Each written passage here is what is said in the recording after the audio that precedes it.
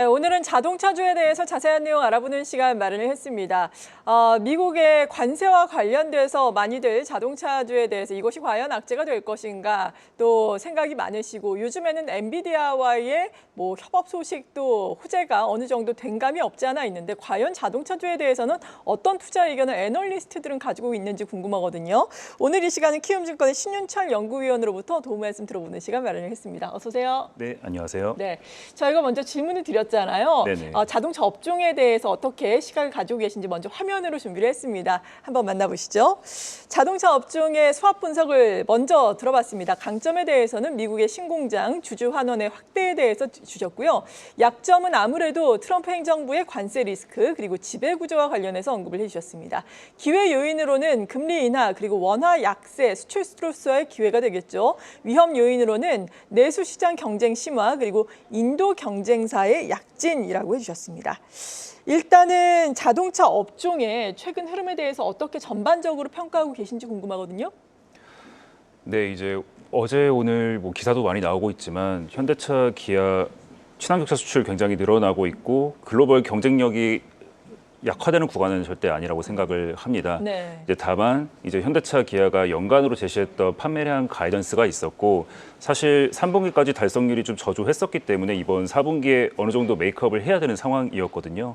근데 이제 아무래도 4분기에 물량이 많이 나가기는 했습니다만 이제 기존의 양사가 제시했던 가이던스 대비해가지고는 저조한 것이 사실이고 그게 지금 어닝 시즌에 들어와서는 약간 이제 주가 약세를 보이는 경향성도 그것 때문에 있는 상황이기는 한데 지금 저희가 환율까지 고려했을 때 조금 더 투자 심리가 약화될 가능성은 있겠습니다만 25년의 판매량 가이던스는 일단 현대차, 기아가 평균으로 냈을 때는 2% 내외 정도를 줬기 때문에 저희가 그 부분에 착안해가지고 이번 4분기 실적 발표에 발표될 25년 가이던스 브레이크다운을 좀 눈여겨보면은 네. 투자 아이디어를 발굴하는 데 좀 도움 되실 것 같습니다. 네, 하나하나 차근차근 또 알아보도록 하겠습니다. 이제는 얼마 남지 않았습니다. 다음 주 월요일이면은 트럼프 2기 행정부가 출범을 하게 되는데 여기에 관세 정책이라든지 IRA 정책과 관련해서 좀 우려가 있잖아요. 네네. 지금은 어떻게 보시나요?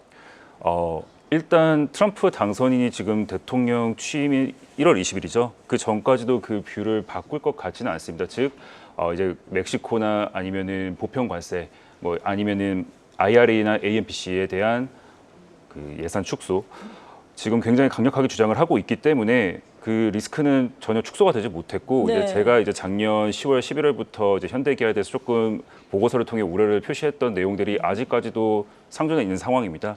그렇기 때문에 주가가 좀 크게 아직까지는 반응이 있지 못한 상황인데 이 부분이 만약에 조기 해소가 된다면 그만큼 상승 여력은 빠르게 이제 반영될 수 있겠지만 현재로서는 현실적으로는 약간 단기 내에는 기대하기 어렵지 않나 생각을 합니다. 네, 가장 최근에 또 기아에 대해서 리포트를 내셨더라고요. 연중 가장 낮은 이익 전망, 현대차라든지 기아 같은 경우에는 구체적으로 실적을 어떻게 보고 계신 거예요? 일단 평균 환율과 기말 환율을 저희가 좀 나눠서 봐야 되는데 평균 환율 같은 경우는 확실히 이제 매출단에서의 원화 환산 과정에서 저희에게 우호적으로 작용을 하기 때문에 이번에 물량 부진에도 불구하고 이제 매출단에서의 큰 문제는 없을 것 같습니다. 이제 컨센서스에는 부합할 수준이 나올 것 같은데 근데 이제 문제는 분기 평균 환율이 아니라 기말 환율이 1,470원 정도로 US 달러 기준이죠. 굉장히 높게 형성이 되었기 때문에 네. 특히나 현대차, 기아는 외화 부채가 굉장히 많습니다. 그 외화 부채는 이제 원화로 환산이 됐을 때 비용으로 늘어날 수 있는 영역의 네. 이제 자산 부채 분위기 때문에 이쪽에서 지금 판매 보증비가 4분기에 많이 반영이 될 것 같고요. 그래서 이제 이익단으로 내려오면서부터는 현대 기아가 컨센서스를 하회할 수밖에 없는 상황이라고 생각을 합니다. 네, 우리가 그냥 흔히 수출주라고 한다면 자동차 대표적으로 예를 들면서 원화 약세가 자동차주가 수출주니까 수혜가 될 것이다 이렇게 생각을 하는데 말씀하신 것처럼 외화 부채를 생각한다면 오히려 더 악재다 이렇게 판단을 해야 되는 거예요? 이번 분기에 좀 특수성이 있기는 한데요. 일반적으로는 환 변동성이 크지 않다면 평균 환율과 이제 분기 말 환율이 당연히 큰 괴리가 없을 것인데 네. 아시다시피 이제 연말로 가면서 계속 워낙 약세가 강화가 됐었기 때문에 평균 환율 대비 기말 환율이 좀 많이 튀어 올랐었고 그런 측면에서는 이번 분기의 특수성을 반영을 한다고 했을 때는 분명히 저희가 눈높이를 이익단에서 낮춰야 되는 게 맞는데 예를 들어서 지금 1,470원이 이번 25년 1분기에는 분기 평균 환율로서 자리매김을 할 수 있다고 네. 했을 때는 4분기와는 다르게 1분기에는 훨씬 더 우호적으로 작용할 수 있는 그런 이제 특수성이 좀 이번 4분기에는 우려 요인으로 작용을 하고 있습니다. 네, 그렇군요. 분기의 특수성이 있을 것이다. 1분기에는 오히려 원화 약세의 수혜를 입을 수도 있을 것이다라는 네. 말씀이었는데 사실 환율의 레인지에 대해서 도움 말씀을 여러 전문가들 모시고 들어본다면은 워낙 강세가 강하게 나타나기는 여러 가지 측면에서 좀 어려운 환경이다라는 의견이잖아요. 그러니까 올해 전반적으로 봤을 때 1분기는 긍정적이다라고 말씀해 주셨는데 환율 원화 약세의 수혜를 그래도 볼 것이다라고 전체적으로는 생각을 해봐도 되는 건가요? 예, 물론 관세나 아니면은 저희가 이제 미국 조지아의 신공장을 크게 투자를 한 상황이다 보니까 거기서 발생하는 감가상각이랄지 뭐 그런 부분들이 분명히 25년에 새로운 비용 요인으로 작용을 할 가능성은 있습니다만 말씀하신 것처럼 저희가 환 효과만 두고 봤을 때는 큰 변동성이 없는 한 네, 우호적으로 작용할 수 있는 게 맞다고 생각을 합니다. 네. 그리고 지금 뭐 전기차에 대해서 캐즘 이야기는 계속해서 나오고 있지만 CES를 네. 보더라도 뭐 자율주행이라든지 AI와 접합된 자율주행 이런 이야기 계속해서 나오고 있잖아요. 맞습니다. 현대차 그룹의 지금 기술 경쟁력은 어느 정도 수준인가요? 현대차 그룹의 기술 경쟁력을 비교하기에 객관적인 데이터나 연구 성과가 주기적으로 저희에게 공개가 되고 있지는 않습니다. 아시다시피 뭐 이제 테슬라랄지 화웨이랄지 글로벌 경쟁사들 같은 경우에는 분기 뭐 실적 발표를 통해서나 아니면 주기적으로 이제 각종 영상이나 데이터들이 발표가 되는 반면에 현대차 그룹은 아직은 좀 블랙박스 이제 정책을 펼치고 있기 때문에 저희가 알 수는 없지만 그래도 제가 좀 기대하고 있는 부분은 최근에 이제 GM까지도 크루즈 자율주행 사업을 철수를 했고 네. 그 말은즉슨 현대차 그룹과 같은 전통 완성차 업계에서는 자율주행에 대해서 투자를 늦추지 않고 계속해서 진행하고 있는 거의 이제는 글로벌리 유일한 그룹이 되었기 때문에 저희 현대그룹이 계속해서 자율주행 기술을 축적하고 있을 거라고 믿어 의심치 않지만 객관적인 기술력 경쟁력을 비교하기는 현재로서는 좀 어렵습니다. 네, 그렇군요. 그리고 중국의 전기차의 대표적인 기업이죠. 비아디가 우리나라에 진출하지 않습니까? 네. 이것과 관련해서는 혹시 우려할 만한 사항은 없는지 아니면은 뭐 시사점 같은 거는 어떤 것들이 있는지 궁금한데요. 예, 일단 말씀하신 이제 비아디 아토3라는 모델을 가장 이제 필두로 한국 시장에 진출을 얘기를 하고 있는데 물론 이제 한국 시장이 글로벌리는 그렇게 큰 시장이 아니고 이 판매량을 한국에서 늘리는 것 자체가 큰 우선순위는 아닐 수는 있습니다만 근데 이제 한국 시장이 워낙 현대 기아의 그 테스트 베드이기도 하고 현대 기아를 기반으로 수입차들도 모두 경쟁을 하는 되게 작지만 까다로운 시장이기 때문에 비아디가 한국에 진출함으로써 우리의 아토3가 좀 경쟁력을 이 안에서도 갖추고 있다라는 약간 마케팅 효과도 볼 수 있을 거는 같고 네. 또 이번에 뭐 3천만 원 중반대 정도의 그 가격대를 타겟해서 들어온다라고 알려져 있는데 사실 굉장히 저렴하죠. 물론 이제 판매 보조금이 LFP 쪽으로 안 나간다고 했을 때 비아디가 불리한 점은 분명히 있겠습니다만 이제 가격대가 저렴하고 사실 저희 일상에 이미 비아디와 같은 중국 차들은 침투가 되어 있거든요. 대표적으로 길에서 보시는 전기차 시내버스들 같은 경우는 중국 네. 버스들이 점유율이 굉장히 높습니다.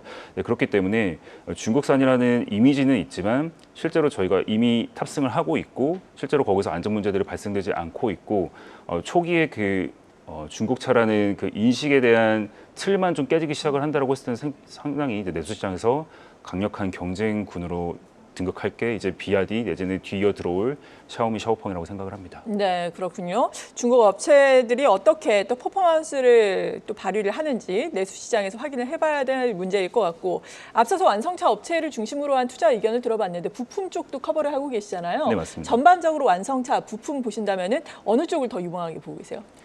현재로서는 말씀드린 것처럼 완성차 쪽에 리스크가 해소된 게 현실적으로는 없기 때문에 부품 쪽이 저는 상대적으로는 유리한 구간이라고 생각을 하고요. 네. 물론 이제 전반 고객사인 완성차 업체들의 물량이 좀 부진한다라든지 아니면 이제 상대적으로 더 환율가를 크게 봐야 되는 완성차가 당연히 더 이제 좋아 보이실 수가 있는데 제가 부품주를 좀 말씀을 드리는 이유는 예를 들어서 지금 HL 만도 같은 경우도 오늘 주가가 많이 오르고 있는데 주요 투자자들이 지금 부품주 쪽으로 계속 선택을 하고 유입이 되는 모습들이 좀 확인이 되고 있습니다. 일단 전반 고객사가 현대 기아에 편중이 되어 있느냐, 있지 않느냐가 또 차별화가 되는 요인들이 되는데 대표적으로 HL 만도 같은 경우에는 현대 기아 의존도가 매출의 50% 미만이다 보니까 이제 현대 기아만 바라보고 있는 부품사들과는 차별화된 예를 들어서 아까 말씀하신 뭐 비아디 같은 경우에는 HL 만도의 고객사가 아니긴 하지만 국내에서 가장 중국 고객사를 많이 확보하고 있는 부품사가 HL 만도이기도 하기 때문에 이런 이제 주가 측면에서는 차별화된 모습을 보이고 있고요. 네, 그리고 이제 제 지금 최선호주는 현대모비스이고 방금 네. 말씀드린 HL만도가 차선호주인데 현대모비스 같은 경우에는 물론 이제 본업인 부품 제조 쪽에서는 큰 이익을 내기는 어려울 것 같습니다만 이제 우호적 환효과를 완성차보다도 훨씬 더 크게 받아들일 수 있는 사업 구조를 갖춘 게 AS 사업이거든요. 현대모비스에.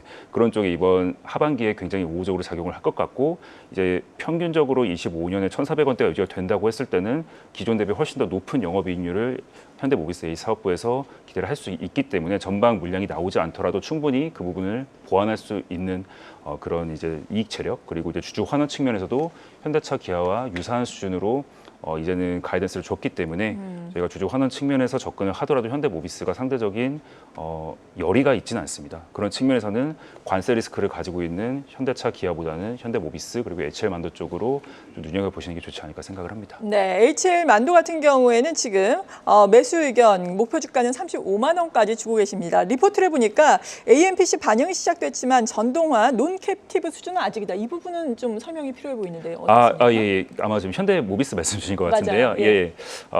그 전동화 수주를 지금 24년 중에 대규모로 할 수 있다는 말씀들을 계속 현대모비스 측에서 주셨어요. 네. 그래서 이제 매 분기 실적 발표 장표를 보시면은 현대모비스의 연간 수주 목표치가 나와 있고 분기별 달성률이 나와 있는데 3분기까지 달성률이 30%가 채 안 됐습니다. 그 말은즉슨 4분기에 대규모 신규 수주가 나와줘야만 달성 가능한 목표였는데 그게 이제 현대차 그룹 내에서의 수주가 아니라 이제 뭐 GM이 됐든 아니면 뭐 포드가 됐든 해외 고객사를 전동화 아이템을 기반으로 수주를 하는 게 이제 예정되어 있다라는 얘기였는데 그게 아직 소식이 들리지가 않고 있다는 내용이었고요. 그리고 이제 AMPC는 현대모비스가 아까 말씀드린 현대차그룹 메타플랜트의 배터리 시스템 어셈블리를 미국 현지에서 납품을 하기 시작을 네. 하면서 이제 모듈 조립을 하면은 또 AMPC라는 보조금을 받게 되거든요. 그게 이제 4분기부터 가동이 되기 시작을 했기 때문에 일부 현대모비스 손익에 우호적으로 이제 법인세 측면에서 반영이 될 것 같습니다. 네. 그리고 차선호주는 HL만도를 꼽아주셨잖아요. 지금 목표 주가는 5만 9천 원 유지를 하고 있는데 사실 미국이 멕시코에 관세를 부과하는 것도 상당히 부담 아니겠습니까? 맞습니다. 하지만 이러한 부분을 비용을 전가할 수 있는 계약 구조를 갖춘 것으로 본다라고 해석을 해주셨어요. 이 부분도 네. 설명을 좀 해주신다면요.